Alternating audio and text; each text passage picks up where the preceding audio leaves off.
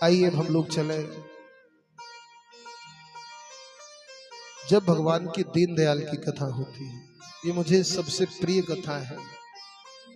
कथाएं तो सब प्रिय हैं भगवान की, लेकिन सुदामा चरित्र मुझे बहुत प्रिय है।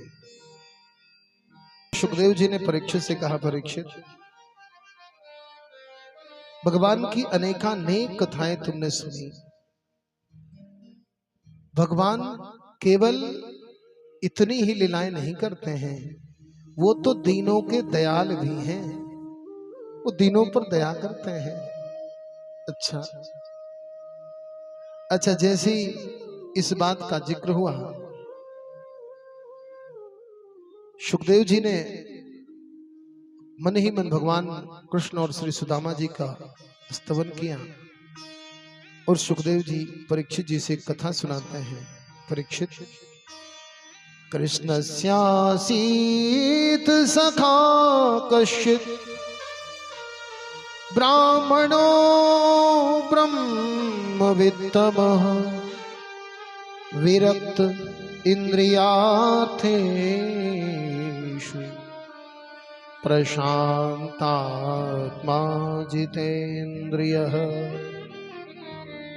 किसी स्थान पर एक ब्राह्मण कैसे, बोले ब्रह्मवेत्ता।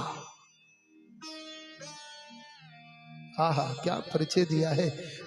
ब्राह्मण है, सावधान, ऐसा नहीं कहा क्या, विरक्त किससे, इंद्रियार्थेषु, इंद्रियों के व्यवहार से जो सर्वथा विरक्त हैं, प्रशांतात्मा, या ऐसा भाव भी समझें कि इंद्रियार्थेषु प्रशांतात्मा जितेन्द्रियः। दोनों भावों में इंद्रियों का वर्णन हुआ है, जितेंद्रिय हैं और इंद्रियों के व्यवहार से सर्वथा विरक्त हैं। लेकिन अगले ही फल परिचय दिया, यदृच्छयोपपन्नेन वर्तमानो गृहाश्रमी तस्य भार्या कुचैलस्य छुच्छामा च तथा विधा। पहले परिचय देते हैं कि विरक्त हैं, इंद्रियों के व्यवहार से सर्वथा विरक्त, प्रशांत आत्मा, जितेंद्रिय हैं, और अगले ही क्षण परिचय देते हैं कि लेकिन अभी वर्तमान में वर्तमानो गृहस्थमी, उन्होंने वर्तमान में गृहस्थ आश्रम ग्रहण किया हुआ है और उनकी पत्नी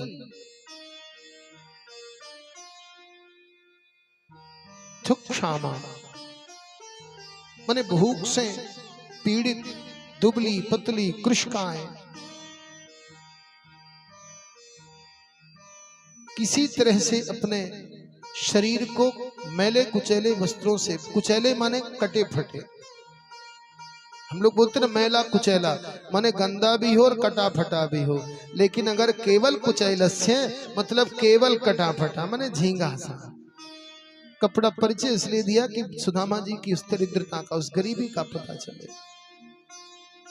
पत्नी कैसी है, इतनी समस्त विपत्तियों के बाद भी पतिव्रता पतिम प्राह,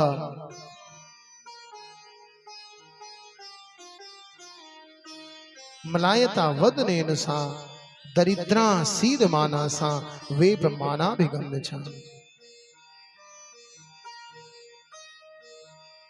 सुदामा जी को दरिद्र नहीं कहा, लेकिन पत्नी को दरिद्र कहा। क्यों? सुदामा जी पर इतनी विपत्तियां होने के बाद भी कभी दरिद्रता का भाव नहीं था। कृष्ण में सुदामा सदैव भगवान का ही स्मरण करते थे, लेकिन पत्नी के अंदर बार बार ये बात कचोटती थी कि बताओ, इतने विद्वान ब्राह्मण होने के बाद भी बच्चों को ढंग से भोजन नहीं मिलता महाराज। कई दिन ऐसा होता कि बच्चों को सूखा तौलिया कपड़ा करके पेट बांध के सुलाए देती, कभी केवल बर्तनों को खटखटाती रहती कि अब बन रहा है, अब बन रहा है, और बच्चे इस भाव से कि अब भोजन बनेगा, अब भोजन बनेगा, और भोजन की प्रतीक्षा करते करते सो जाते। कई दिन तो ऐसा होता कि स्वयं बच्चों को खिला करके और दोनों पति पत्नी, लेकिन कभी सुदामा जी ने, सुदामा नाम नहीं आया, क्षमा करें, सुदामा तो भक्तमाल में नाम आया है, भागवत जी में केवल ब्राह्मण देव था। वो तो चूंकि अभ्यास हो गया, सुदामा कहते कहते कहते तो लोगों को लगा कि सुदामा नाम है भागवत में। फिर मुकुंदपुर में एक बार कथा चल रही थी तो एक सज्जन आए। अच्छा, एक गीत बहुत प्रचलित है, अरे द्वारपालो कन्हैया से कह दो, क्या है, दर पे सुदामा गरीब आ गया है। तो उन्होंने हमसे कहा कि महाराज एक व्यास जी आए थे, बताइए क्या भागवत पढ़े हैं। हमने कहा क्या हो गया। बोले वो एक ठो भागवत में लिखा है जो अरे द्वारपालो सुदामा से, वही नहीं गाए, बताओ दूसरा गाना गा रहे थे। अरे यार, हम कह देवता, भागवत में कहीं गाना माना नहीं लिखा है और भागवत की चर्चा ही अलग है महाराज। लेकिन हमने भागवत को ये समझ लिया कि ये केवल जो गीत कुछ बने हैं वो गीत ही भागवत है। अरे द्वारपालो नहीं हुआ मतलब भागवत वाला कुछ नहीं जान रहा है, उसने द्वारपालो नहीं गाया।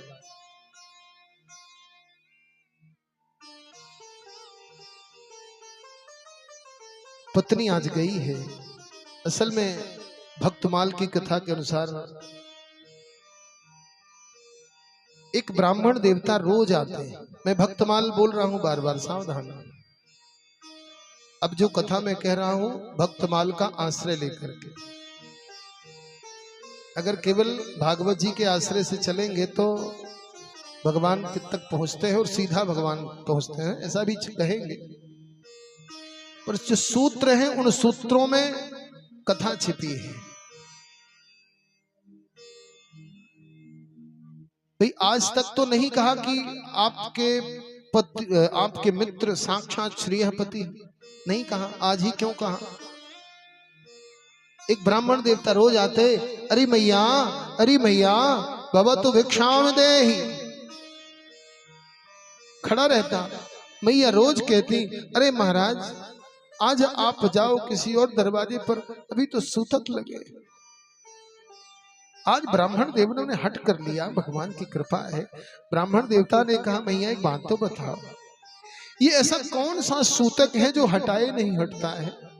आपके यहाँ ये कौन सी संतान हुई है कि जिसका सूतक इतना लंबा कि जब भी मैं मांगने, कितने वर्षों से मैं मांगने आता और आप सदैव कह देते कि सूतक लगा हुआ है, आज बताए तो दो।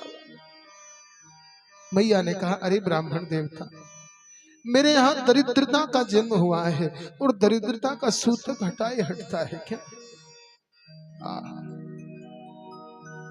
ब्राह्मण देवता ने कहा, मैया आप तो परम ब्रह्मवेत्ता श्री सुदामा जी की धर्मपत्नी है ना। बोले हाँ भैया, हाँ ब्राह्मण देवता, मैं सुदामा जी की ही पत्नी हूँ। अरे तो आप नहीं जानती, आपके पति के मित्र जिन्होंने विद्यालय में साथ साथ में शिक्षा ग्रहण की है, जब तक वो द्वारिकाधीश नहीं हो गए तब तक आपके पति और वो साथ में खेले खाए।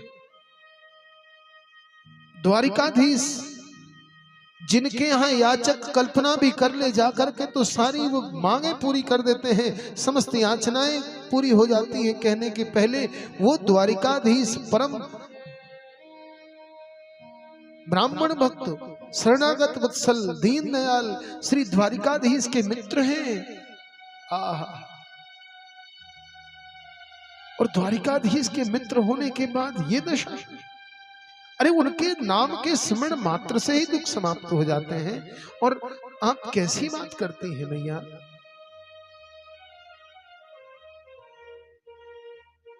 आज मां जैसे ही सुदामा जी का प्रवेश हुआ, देखो भाई कुछ घर में जाए तो घर वाले सम्मान करते हैं और जब खाली हाथ पहुंच जाओ तो भाई कमा धमा के न जाओ तो कौन पूछेगा।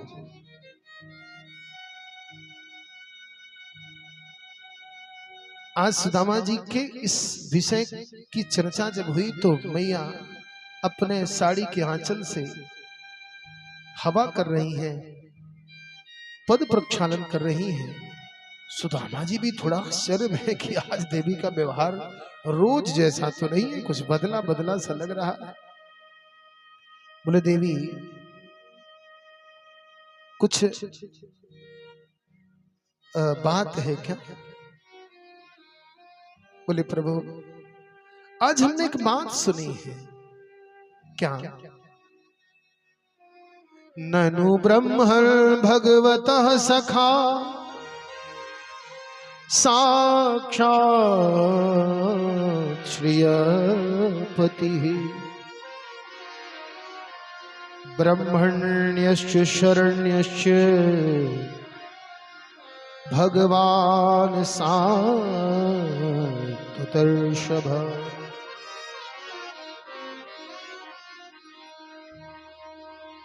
आपके जो सखा हैं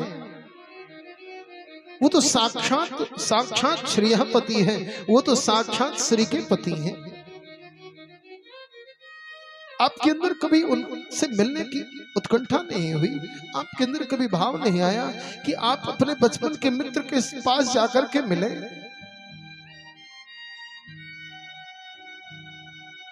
त्वमुपैह महाभाग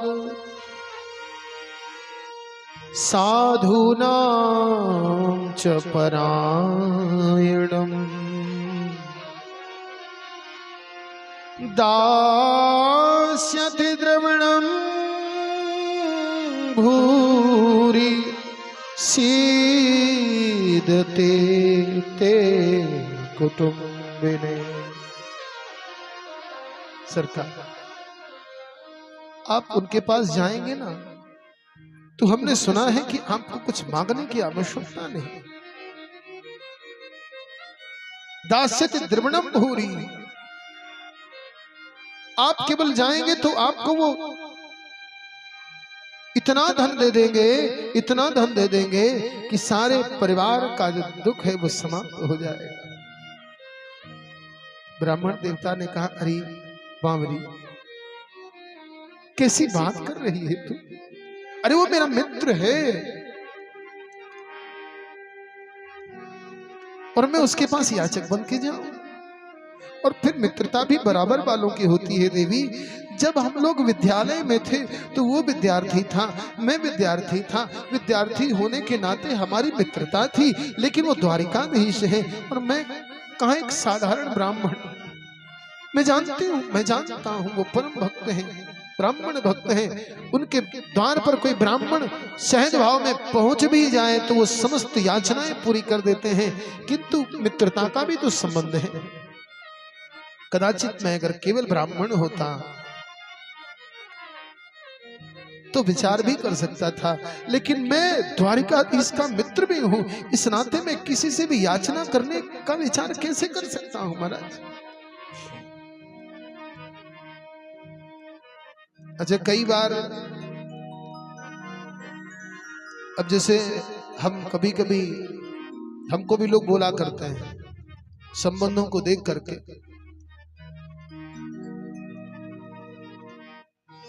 क्योंकि हमारा भी उठना बैठना बड़े शीर्ष स्तर पर है, फिर भी कई बार आर्थिक जरूरतें पूरी नहीं होती, क्योंकि हम कभी कथाएं भी अपने अंदाज में करते हैं। हम कभी यजमान के अनुसार कथा नहीं, भैया हम सीधे प्रार्थना कर लेते हैं, मर्यादाएं अनुकूल रहें, कम कथा करें। दक्षिणा कभी ये लोग तो रहते ही हैं, जानते हैं कि कभी कभी हम तो 7-7 रुपए 500-500 रुपए लेके भी गए हैं। भाई हम पहले ही यजमान के साथ ही हो जाते हैं, इसलिए कि भाई अगर हम जिसके यहाँ गए और हमारी वजह से उसको कोई दुख हो गया तो हमारी कथा कहने का फिर कोई अर्थ नहीं। अब सामूहिक लोगों ने बुलाया, अब पता पड़े कि जो सामूहिक आयोजन करने वाले हैं बेचारे गणित लगा रहे हैं, कितना इनको देना, इतना महाराज को क्या कहते, हम बोल देते हैं भैया हमारे लिए आप परेशान मत होना। एक बार हम बकिया में कथा कर रहे थे, पंडित जी ने बुला लिया, संत जी ने। अच्छा अंतिम दिन विदाई करनी थी तो बेचारे बड़ी टेंशन में। अच्छा हमारे साथ एक पंडित जी रहते हैं तो वो निकले होंगे खिड़की से, तो चर्चा सुन रहे थे। तो जो महात्मा जी थे उन्होंने कहा अरे नहीं नहीं चिंता नहीं, हम चाहे भले कर्ज लेके करें पर व्यास जी को हमने बुलाया है तो हम उनको दक्षिणा दे के विदा करेंगे। अरे फिर से दाढ़ी बना लेंगे और जैसे ही पहले बंबई में हम सिक्योरिटी गार्ड की नौकरी करते थे, जाके फिर से नौकरी करेंगे और कर्जा पटाएंगे। पयासी जी ने आके हमसे कहा कि भैया ये जो महात्मा है तो लगता है कि ये सिक्योरिटी गार्ड हो जाएगा फिर से। हमने कहा क्यों? बोले ऐसी सी बात है। तो हमने कहा कितना आया है उसके पास? बोले 8,735 रुपया। बकिया में चंडिका देवी का बड़ा प्रसिद्ध मंदिर है। वो चूंकि गांजा पीते थे, लोगों का विश्वास बहुत ज्यादा था। अच्छा, हमने उसको कहा कि देखो महाराज जितना आया है आप देवी जी पे रख के हमको समर्पित कर देना, हम समझ जाएंगे। मालूम तो था हमको कितना आया, पर उसने बड़ी ईमानदारी के साथ में 8,735, अगर वो 31 भी करता तब तो लफड़ा हो जाता, लेकिन उसने सीधा सा 8,735 रुपए हमारे हाथ में रखा। हमने कहा हम आपको पूरी तरह से मुक्त करते हैं। और साउंड वाले को कहा कि देखो बकिया का था। हमने कहा तुम भी गाँव के हो, अंधेर ना करो। बेचारे ही ब्राह्मण अगर तुम्हारे कारण जा करके दाढ़ी मुड़वा के और ये सिक्योरिटी गार्ड बनेगा तो उसका अपराध किसको लगेगा? तुमको लगेगा।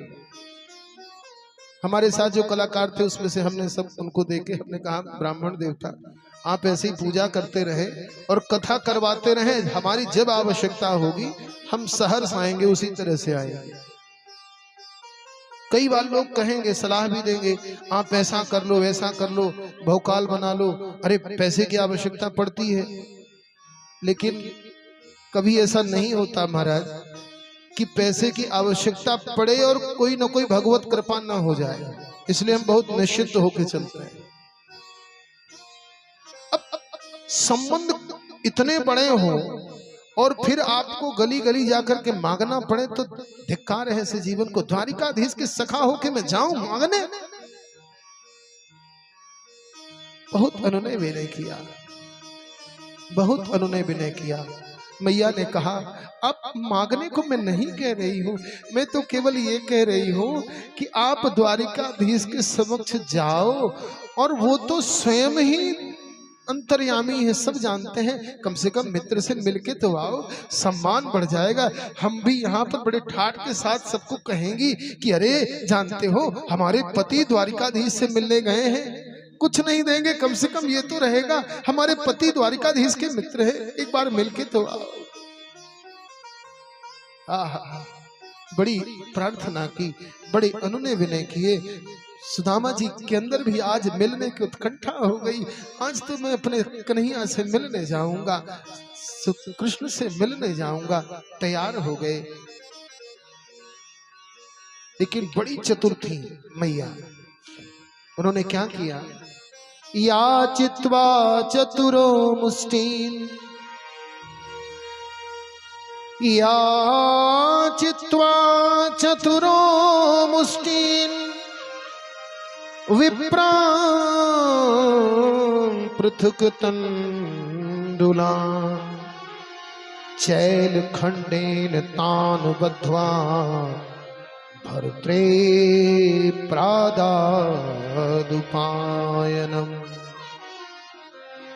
4 घरों से अलग अलग जाकर के 4 मुट्ठी चावल मांग के ले आए गए। भाई किसी के घर जाओ आप और पंगत पाने बैठो और पंगत के समय उसके यहाँ 10 लोग बैठे हैं तो 10 अलग अलग तरह की गिलास रख दी जाए तो समझते देर नहीं लगती कि भाई अलग अलग। भाई ये ब्राह्मण देवताओं हैं, जहां जहां जाएंगे, कहीं तिरही में गए, कहीं किसी के यहाँ गए तो गिलास मिली, अब अलग अलग जाएंगे तो अलग अलग गिलास मिलेंगे। अच्छा, कई कलाकार होते हैं कि जैसे हम अपने भंडारे में गिलास का ही प्रयोग करते हैं, कहीं भी हमारी कुछ शर्तें होती हैं, भाई पत्तल का ही प्रयोग होगा। गिलास हमने खुद इतनी संचय करके रखी हैं कि भैया तुम हमसे ले जाओ, लेकिन डिस्पोजल में आग मत लगाओ, सत्यानाश ना कर दो पूरे धर्म का, धरती का सत्यानाश ना कर दो डिस्पोजल लाके। क्या हम दे के जाएंगे? ये डिस्पोजल कभी आप एक उठाना, आज अगर यहाँ तो नहीं मिलेगा, हमारे अरविंद जी के यहाँ पर बहुते के यहाँ मिलेगा। एक मूंगफली को गर्म करना और जिस सफेद डिस्पोजल में जहर में खाते हो उसमें गर्म मूंगफली का दाना डाल देना, वो आर पार हो जाएगा तुरंत। अब विचार करो आप, उसमें जब आप सब्जी डालते हो तो उसका जितना जहर है वो यहीं आकर के रुकता है। तो हम तो अपने यहाँ बड़ी सीमाएं रखते हैं, तो अब कोई गिलास जाएगा तो कुछ लोग ले भी जाते हैं। 100 गिलास रखे तो 80 मिलती हैं, 20 चली जाती हैं, तब भी डिस्पोजल से सस्ता पड़ता है। अच्छा, हमारे साथ जो होते हैं वो बड़े सेवा भावी लोग हैं। भैया हम सबकी धो लेंगे, कोई जाति भेद नहीं, कुछ नहीं, हम पत्तल भी उठा लेंगे, गिलास भी धो लेंगे, थाली भी धो लेंगे, हम नहीं देखेंगे कौन इसमें खा रहा है। इसलिए हम इसकी तरफ से बड़े स्वतंत्र हैं महाराज।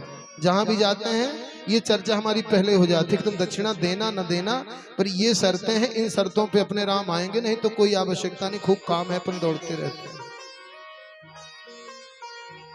अब 4 मुट्ठी अलग अलग घरों से चावल लाए, एक मैले उस फटे हुए झीने से कपड़े में उनको बांध दिया और कहा भाई महाराज इसको बड़ी सावधानी से ले जाना, कमजोर कपड़ा रहेगा तो गिर जाएगा।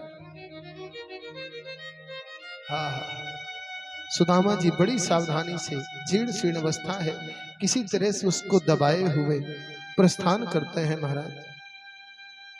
ऐसे संत मुख से सुने कथा। नदी आ गई, पार कैसे करें? भगवान ने बड़ा सुंदर स्वरूप बनाया और एक नाविक के बच्चे का रूप धारण करके, अरे बाबा राम राम, कहां जा रहे हैं आप? अद्भुत सुंदर है। उस बालक को देख करके ब्राह्मण देवता मोहित हो गए। अरे भैया हम तो द्वारिका जा रहे हैं। अच्छा, आपको नदी पार करनी पड़ेगी, हम आपको नदी पार कराए दें। अच्छा, वो बार बार सुदामा जी की पोटली को देखें। सुदामा जी विचार करें कि अब है तो कुल धन इतना, अब या तो हम इस नाव वाले बच्चे को दे दें या जाकर के हम द्वारिकाधीश को दे दें, क्या करें? उनने कहा भैया, अरे लाला तुम जाओ, हम ऐसे ही पार हो जाएंगे।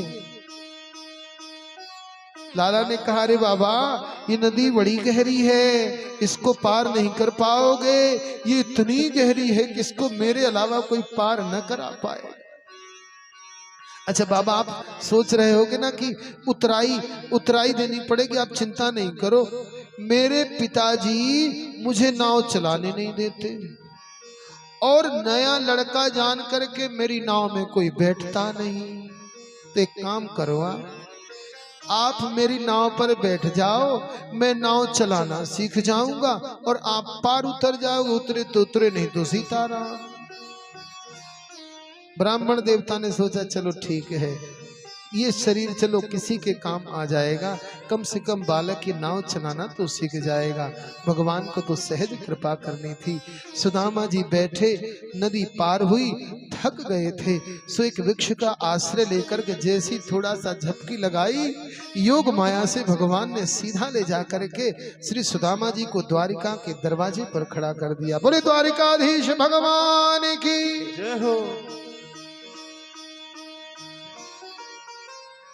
अब आंख खुली सुदामा जी की तो तोरण द्वार सजे हुए, इतना लोग घूमते हुए, द्वारपाल खड़े हुए। सुदामा जी ने कहा अरे भैया अभी तो हम वृक्ष का आश्रय लेकर के आंख बंद किए थे, इतना जल्दी ये कहाँ आए गए?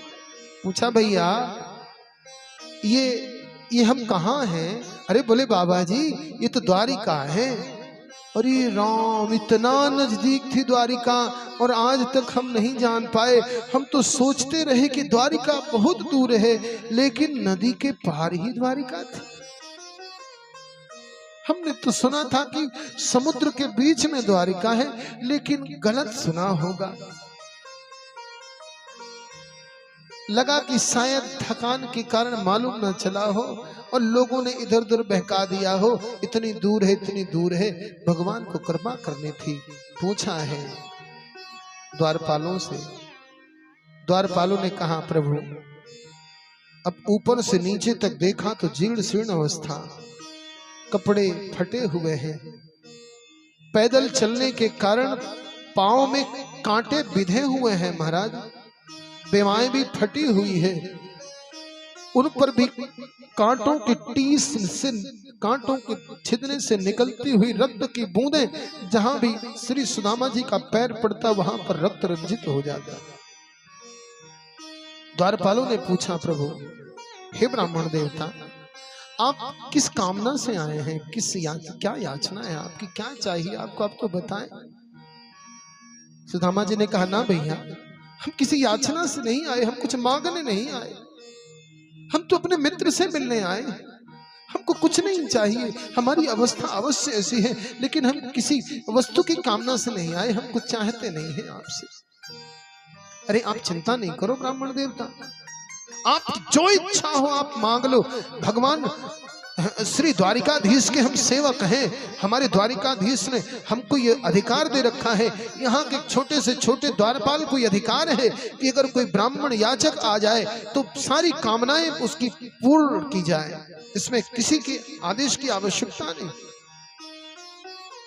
कोई ब्राह्मण आ जाए उसकी शुश्रूषा होनी चाहिए, सेवा होनी चाहिए, उसको कोई दुख नहीं होना चाहिए। कोई ऋषि मुनि आ जाए, अविलंब उनको हमारे पास लाया जाए।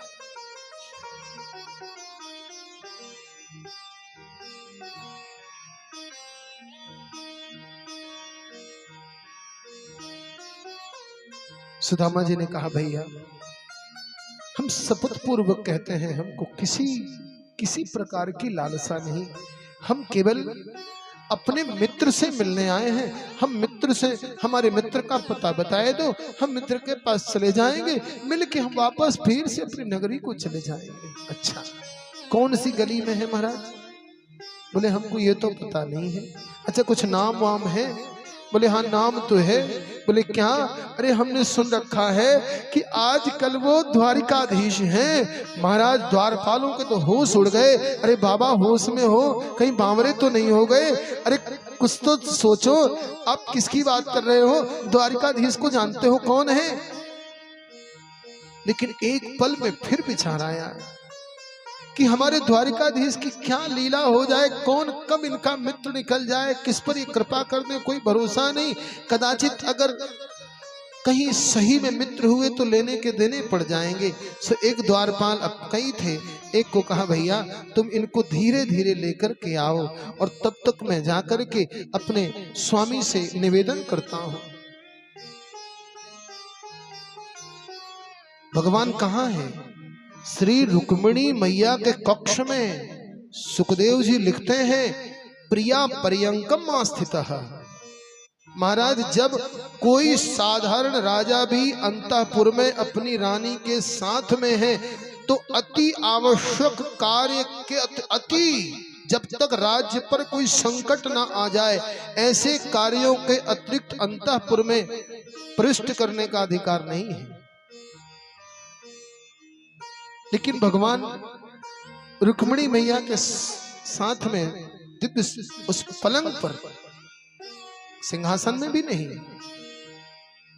साक्षात नारायण विराजमान है, जिस भगवान के शयन कक्ष का दर्शन भी देवता, इंद्रादिक देवता, ब्रह्मादिक देवता भी करने का सामर्थ्य नहीं रखते महाराज। भगवान के अति प्रिय सखा हैं अर्जुन, द्वापर युग के भीष्म पितामह युधिष्ठिर जैसे लोग भी अगर जाएं तो उनको भी प्रतीक्षा करनी पड़ती है। वहां संदेशा आता है द्वारिकाधीश अभी विश्राम में हैं, आप प्रतीक्षा करें। और जब लोग प्रतीक्षा करते कि द्वारिकाधीश आएंगे इस कक्ष में, अतिथि गृह में उनको ठहराया जाता था।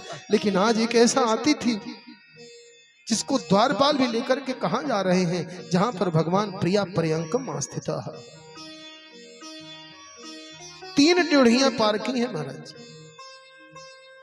भगवत जी का संकेत है।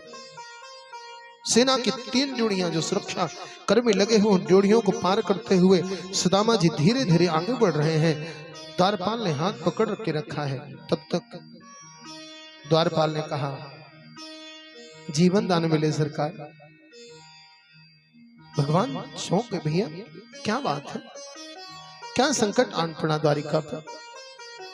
सरकार हम समझ नहीं पा रहे, एक ऐसा अतिथि आया है, इसलिए हम निर्णय नहीं कर पाए कि हम किस तरह से सूचना दें, इसलिए अविलंब हम आ करके आपको सूचना दे रहे हैं।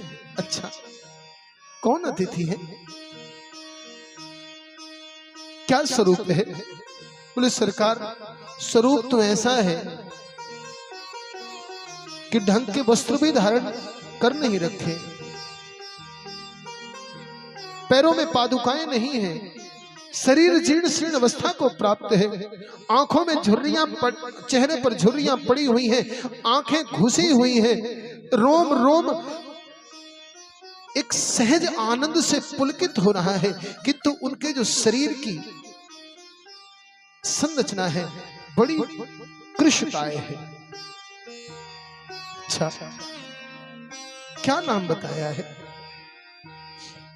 अच्छा, भगवान नाम पूछ पाते, द्वारपाल नाम बता पाते, तभी द्वारपाल उन ब्राह्मण देवता को लेकर के आगे बढ़ रहे हैं। भगवान की दृष्टि पड़ी है महाराज दरवाजे से, तम विलोक्या चितो दूरात प्रिया पर्यकम आसिता सहसो थाय चाभेते दोर्भ्यम प्रियंग्रहीन मुताः।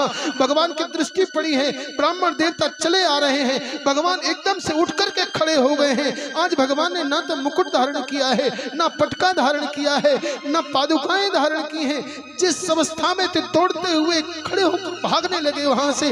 रानियां परेशान हैं, ये कौन सा अतिथि आ गया है जिस अतिथि के लिए आज द्वारिकाधीश की अवस्था, ये आतुरता हमने तो कभी किसी अतिथि के लिए देखी नहीं है। यहाँ पर कौन कौन नहीं आया, लेकिन आज तक हमने द्वारिकाधीश के मन में इतनी आतुरता कभी नहीं देखी।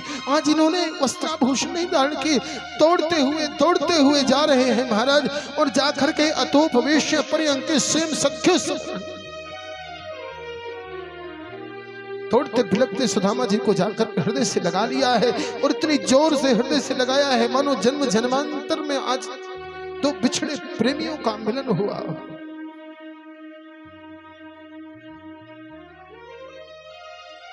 सुदामा जी शांत खड़े हैं, दोनों के नेत्रों से अश्रुओं का निर्झर प्रवाह। भगवान ने कहा, मित्र मुझसे कोई अपराध पड़ा है क्या?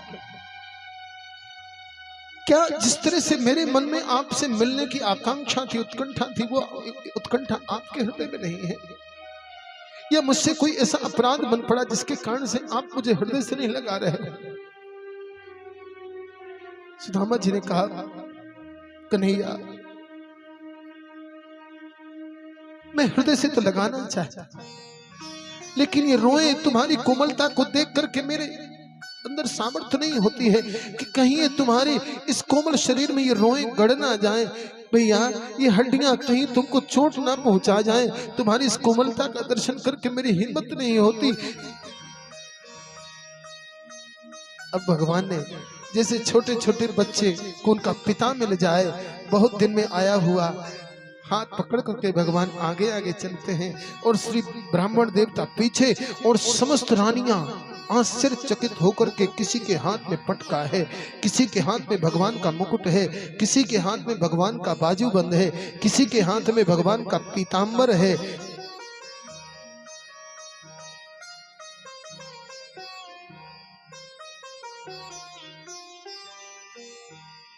भगवान ले जाकर के उसी बिस्तर पर, उसी आसन पर जिस पर स्वयं विराजते हैं महाराज, उस आसन तक ब्रह्मादिक देवता भी जाने का सामर्थ्य नहीं रखते। सारे देवी देवता यक्ष गंधर्व आकाश मंडल पर सुदामा के इस भाग्य की सराहना करते हैं। वारे ब्राह्मण देवता, कैसी तेरी मित्रता, कैसी तेरी भक्ति, और कैसे हैं ये दीन दयाल। हम सब निरंतर स्तुति करने के लिए लालायित रहते हैं, लेकिन आज तक किसी को ये सौभाग्य नहीं प्राप्त हुआ। आज स्वयं श्री द्वारिकाधीश भगवान कृष्ण हाथ पकड़ करके सुदामा जी को ले जाते हैं और बैठाते हैं, और जैसे ही अपने हाथ पर से सुदामा जी के पाद पद्मों को लेते हैं, उन पर लगे हुए कांटने और उनसे निकलने वाली रक्त की बूंदों को देख करके भगवान का हृदय द्रवित हो जाता है। अश्रुओं के निर्झर प्रवाह से सुदामा जी के चरण प्रक्षालन कर देते हैं। केवल इशारा किया है, कंठ अवरुद्ध है, कंठ से कुछ निकलता नहीं है, केवल इशारा किया है रुक्मिणी को कि जल लाओ। जब तक जल लाती तब तक भगवान अपने नेत्रों के जल से श्री सुदामा जी का पाद प्रक्षालन कर दिया। जिस पीताम्बर का दर्शन करने के लिए भीष्म पितामह अंतिम समय तक प्रतीक्षा करते हैं, जिस पीताम्बर की एक लहर देखने के लिए देवी देवता लालायित रहते हैं, उस पीताम्बर से भगवान श्री सुदामा जी के पैर पूछते हैं। आपको कितना कष्ट हुआ ब्राह्मण देवता, कितनी पीड़ा आपने सही है। एक एक कांटा निकालते जाते, रोते जाते, कांटा निकालते जाते, रोते जाते, और जैसे भगवान के आंसुओं की बूंदें श्री सुदामा जी के चरणों पर पड़ती, पीड़ा शांत होती जाती।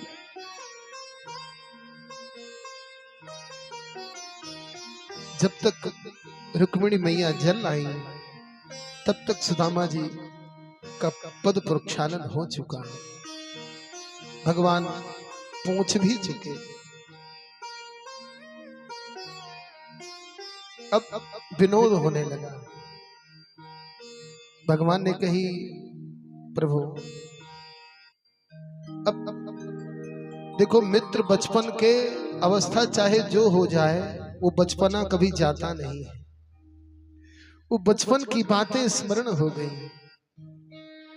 अपि ब्रह्म गुरुकुलाद भवता लब्ध दक्षिणा समावृत्तेन धर्मज्ञ भार्योधा सदृशी नवा।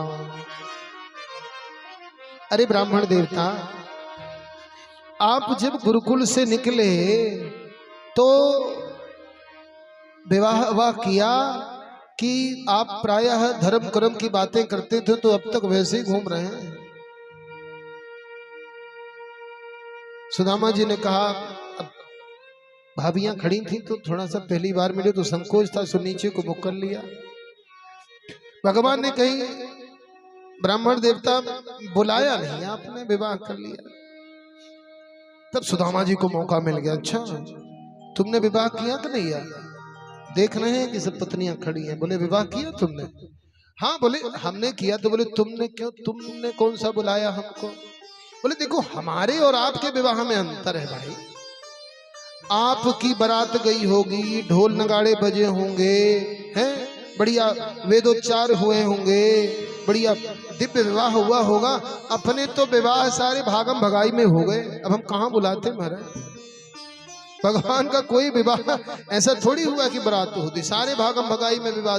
यहाँ जा रहे हैं, उधर सेना खड़ी है, किसी तरह से जान बचाना मुश्किल है। अच्छा, जैसे ही कहा भगवान ने कि सारे विवाह तो हमारे भागम भगाई में हो गए, वैसे सुदामा जी ने कहा, रे कन्हैया या तो बता दे भैया, वो तेरी बचपन की आदत गई नहीं क्या? सारे विवाह मतलब कितने विवाह किए हैं? सुदामा जी, भगवान ने कही, अरे मित्र, अरे ब्राह्मण देवता, अभी आशीर्वाद समारोह होगा तो गिनती कर लेना। और दिव्य आशीर्वाद समारोह हुआ महाराज, बढ़िया मंच सजाया गया, ब्राह्मण देवता विराजमान हुए। उसके पहले स्नान की बात हुई, भगवान ने स्नान आदि कराया। भक्तमान में तो इतना आनंद है महाराज कि बोले स्नान सारी स्त्रियां कराना चाह रही आज आपकी भाभियां। बोले कितनी? बोले गिनती कर लेना। बोले ना भैया, एक मटके पानी में अपना तो सीताराम हो जाए। और जहां 16,108 मटके पानी पड़े तो वहां बचे ब्राह्मण देवता आशीर्वाद देने के लिए कहा। बोले ना भैया, अभी तो हम नहाए नहाए, पहले हम देख तो लें भाभियां कितनी हैं। महाराज आशीर्वाद समारोह शुरू हुआ। पहले तो अब भगवान ऐसे खड़े हो गए जैसे गुरु जी बैठे हुए हैं, सिंहासन लगाए के। अब रानियां ऐसी सीढ़ी से चढ़ती जा रही हैं। पहले तो खूब जम के आशीर्वाद दिया, जितना आशीर्वाद हो, 4, 6, 10, 20, 50, 100, 200। अब तो ब्राह्मण देवता का हाथ टूटने लगा, एक तो ऐसे ही कमजोर। बोले कन्हैया या तो बताए दे। बोले अब की बेला खत्म, अब अल्पाहार होगा, अल्पाहार के बाद पुनः हम लोग आशीर्वाद समारोह करेंगे, और पुनः फिर इसके बाद भोजन होगा, फिर विश्राम होगा, फिर आशीर्वाद समारोह होगा। बोले कितनी बार होगा? बोले गिनती कर लेना। अब महाराज कितना दे? 1000, 2000, 3000, 4000। सुदामा जी ने कही, कन्हैया भैया मैं तो ना समझ पाऊं, तू यह बताए दे कि संख्या क्या है। भगवान भी सहज विनोदी। सुदामा ने कही, सुदामा ब्राह्मण देवता ने, अरे कन्हैया, शास्त्रन को मत है कि पति पर पत्नी का आधा अधिकार होता है, इसलिए जितना आशीर्वाद है भैया तू एक बार दंडवत कर ले, हम सब आशीर्वाद दे रहे, तू बांट दियो सबको।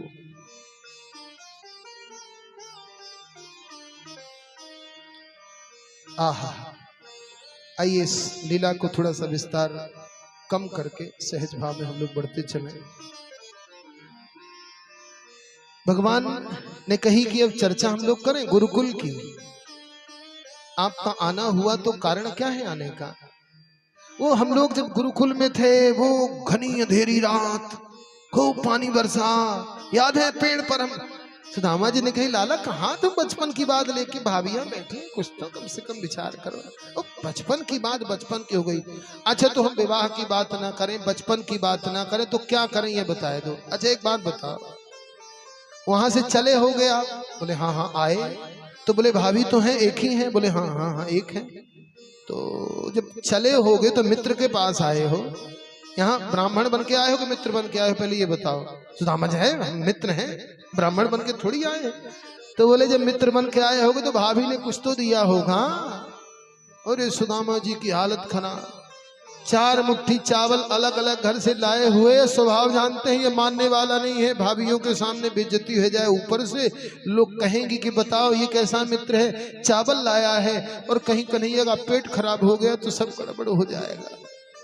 सो ना कन्हैया तू और बात करना। अच्छा सुदामा जी ने सोचा कि कदाचित कहीं अकेले जब मिलेगा तो इसको चलते चलाते दे देंगे, लेकिन भगवान बड़े विनोदी, अकेले अवै ना करें। जैसे ही ब्राह्मण देवता के पास जाए, समस्त रानियों को बटोरने चलो देवी, अब हम लोग ब्राह्मण देवता के पास चल रहे हैं और सबके सामने ही लगे पूछने, कुछ तो भाभी ने दिया होगा। अरे सुदामा जी टाल जाए, फिर चर्चा हो। इसी बीच में बड़े सुंदर संवाद हुए।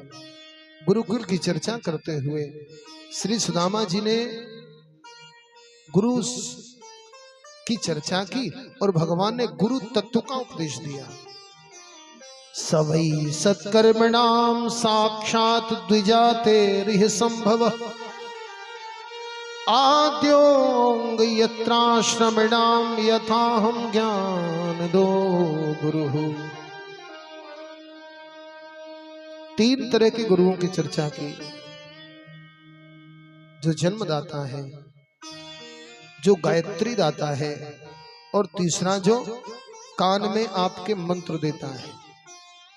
जन्मदाता माता और पिता, गायत्री माने शिक्षा गुरु एक तरह से। अभी क्या है स्थितियां बदल गई हैं, पहले जो गायत्री मंत्र प्रदान करते थे वही शिक्षा प्रदान करते थे, ये शिक्षा गुरु है। और तीसरे आध्यात्मिक गुरु। आध्यात्मिक गुरु के लिए ही भगवान ने कहा है कि नाहम विद्या प्रजातिभ्याम तपसोपशमेन वा तुस्येवं सर्वभूतात्मा गुरु शुश्रूषया यथा। कान में आपको मंत्र देकर के दीक्षा प्रदान करने वाले गुरु की सेवा करने से मैं स्वयं प्रसन्न होता हूँ, क्योंकि उन गुरु के रूप में कृष्णम वंदे जगत गुरु मैं स्वयं होता हूँ। लेकिन हम लोग, गुरु शरीर नहीं होता महाराज, गुरु तत्व होता है। लेकिन हम इसको समझते कहाँ हैं हम लोग।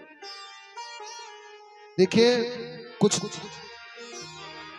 अब मैं ये आज अंतिम सत्र है और थोड़ा सा सावधानी से कथा के जो यजमान हैं, चाहे वो हमारे अरविंद जी हों, नीलेश जी हों या उनके परिवार के लोग हों,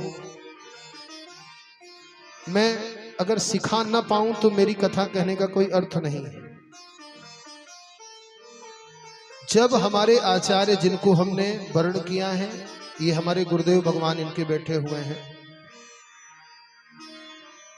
जब आपके ये घर आए, कभी भी गुरु भगवान का स्वरूप होते हैं, तो हमको उनके चरण धो करके स्वयं भी उसका पान करना चाहिए और अपने घर में डालना चाहिए। एक बात, जब भोजन करने चाहे जिस वक्त भी जाएं, अगर हम गुरु के पैर थाली में नहीं धोते तो हम बहुत बड़ा अपराध करते हैं।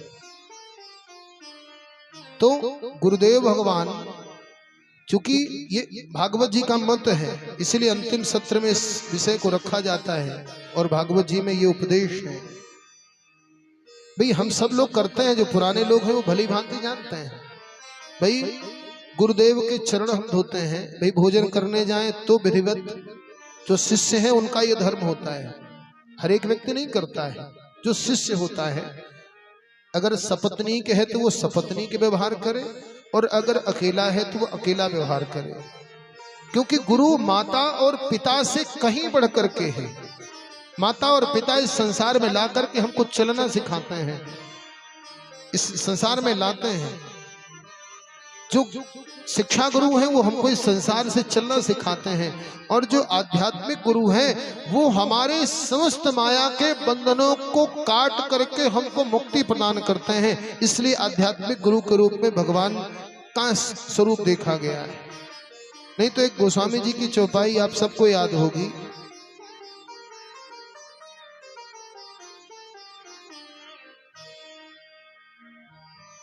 मां नहीं मात पिता नहीं देवा, साधुन कर सर्व करवा वही सेवा। याद है? अब एक बात विचार करो आप, भाई रावण था तो रावण का पुत्र अपने पिता की भक्ति में उसने बिना किसी कारण से अपने आप को झोंक दिया युद्ध में, तो क्या वो माता पिता नहीं मानता था?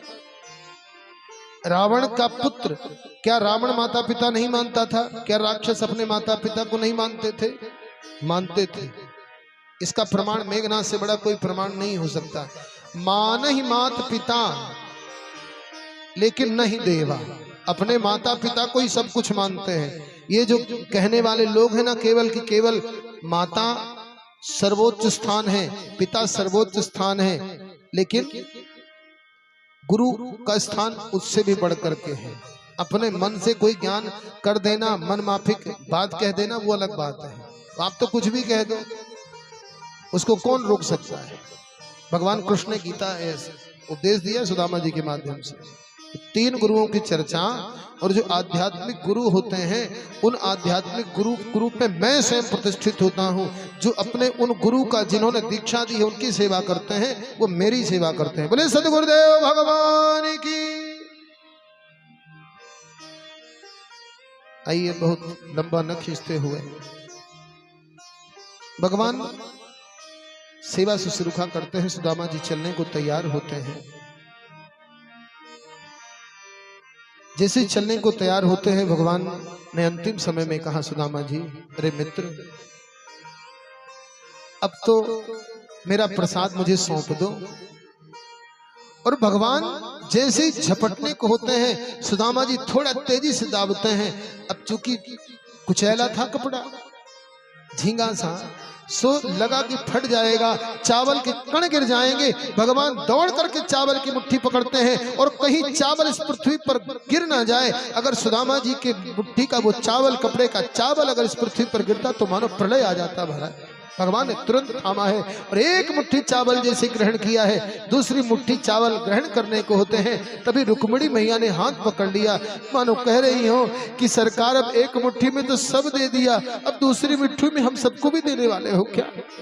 मानो ये कह रही हो कि सरकार ऐसे दिव्य ब्राह्मण देवता जिनके आप पाद प्रक्षालन करते हो, जिनके प्रसाद को आप विश्वात्मा होकर के ग्रहण करते हो, क्या हम सबका उस पर अधिकार नहीं है? सरकार हमको क्यों वंचित कर रहे हो? ऐसे अनेकानेक दिव्य भावों के साथ में सुदामा जी प्रस्थान करते हैं। लेकिन आपने विचार किया है क्या कि सुदामा जी की ये गति कैसे हो गई? एक कथा सब जानते हो कि सुदामा जी ने भगवान कृष्ण के हिस्से का चना खाया था। जैसे ही असल में एक दिन संदीपनी आश्रम में दुर्वासा जी का आगमन होता है, और दुर्वासा जी ने भिक्षा माता से कहा, गुरु माता से, कि माँ आज हम सारे ऋषि आपके आश्रम में भोजन करेंगे। माँ ने कहा, देखो ब्राह्मण देवता, ये कोई राजा का महल नहीं है, यहाँ बच्चे रहते हैं और बच्चों के लिए किसी तरह से भोजन की व्यवस्था होती है। इसलिए कृपा करके आप कहीं राजा का महल ढूंढिए जहां आपको भोजन मिले, यहाँ नहीं मिलेगा। बोले आप जानते नहीं हो हमको देवी। अब देखो दूसरा डरे तो डरे, वो भी संदीपनी मुनि की पत्नी है, वहां तो सांपों का युद्ध, तुम सांप दोगे हम भी सांप देंगे, दोनों सामर्थ्यवान हैं। अच्छा पत्नियां वैसे भी नहीं डरती। उन्होंने कहा देखो महाराज ये और कहीं गिदड़ भभकी देना, दूसरा रास्ता देखो, हम दूसरा काम करे जाएंगे। अच्छा तब भी दुर्वासा ऋषि हम स्नान करके आ रहे हैं, और याद रखना हम स्नान करके आए तब तक पंगत होनी चाहिए, जब लौट के आए तो मैया तो अपना झाड़ू में लगी, उनको क्या चिंता पड़ी थी दुर्वासा की। बोले जाओ बाबा और कोई रास्ता देखो, यहां नहीं दाल गलने वाली। भगवान को भूख लगती है। अच्छा भगवान कृष्ण हर 3 घंटे में भूखे हो जाते हैं, हर 3 घंटे में, तो सदैव वो बचा। इसीलिए आप सबने जब गोवर्धन पूजा होती है तो 56 भोग लगते हैं। उस 56 भोग का मतलब क्या हुआ भाई, एक दिन का 8 याम, तो 7 दिन तक अहर्निश भगवान उस सुदर्शन चक्र गोवर्धन पर्वत को धारण किए रहते हैं। तो ऐसा लोगों का भाव है कि 8 याम माने 3-3 घंटे में खाने वाला कन्हैया भूखा ऐसे ही खड़ा रहा, तो 7 दिन तो 56, 8 सते 56 याम का भोजन। बोले बढ़िया भोग लगाओ, हर याम का अलग अलग भोग इसको लगेगा। अब थोड़ा सा छना रखा था। सुदामा जी इधर दुर्वासा ऋषि कह करके निकलते हैं कि देवी अरे ब्राह्मणी मैं कह देता हूं, आप मुझको नहीं दे रही हो मत दो, लेकिन याद रखना अगर कुछ हुआ और अगर उसको किसी ने पाया, उस चने को पा करके वो घोर दरिद्र हो जाएगा। सुदामा जी ने इस बात को सुन लिया था, महाराज मैं तो ब्राह्मण हूं, मैं दरिद्रता सहन कर लूंगा, लेकिन मेरा कन्हैया अगर उसको दरिद्रता मिली तो मेरे मित्र होने का क्या अर्थ है। भगवान कृष्ण के हिस्से का चना नहीं खाया सुदामा जी ने, भगवान कृष्ण के हिस्से में आए दरिद्रता के शाप को सुदामा जी ने मित्रता के धर्म का निर्वहन करते हुए ग्रहण किया है। तनिक विचार तो करिए, अगर भगवान के हिस्से का खाए होते तो भगवान इतना प्रेम करते।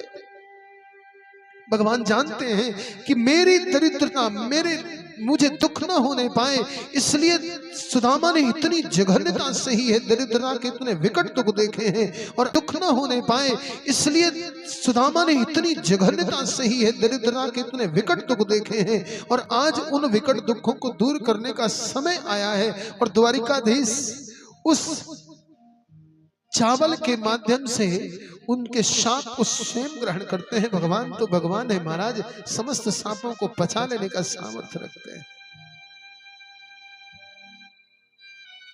सुदामा जी को विदा किया, सुदामा जी अपने स्थान को जाते हैं। आज एक भी भजन नहीं हुआ, जब से हम लोग बैठे हैं तो माताएं उकता गई होंगी, है ना। भजन की आदत पड़ी है, बीच बीच में ढोल ढपाला हो तब तो ठीक है। अच्छा हमारी कथा का कुछ ऐसा सिस्टम कि कभी कभी कीर्तन के बाद फिर विश्रामे में आरती ही होती है। जब सुदामा जी अपने नगर में आते हैं, आश्चर्य में पड़ जाते हैं। अच्छा एक आप सबके मन के हिसाब से सुदामा मंदिर देख डरी एक राग मालकोश में है, थोड़ा सा शास्त्रीय पुटका है, और अरे द्वारपालो कन्हैया से कह दो ये चलता फिरता है। इसके बाद 5 मिनट की कथा और होगी, आरती होगी,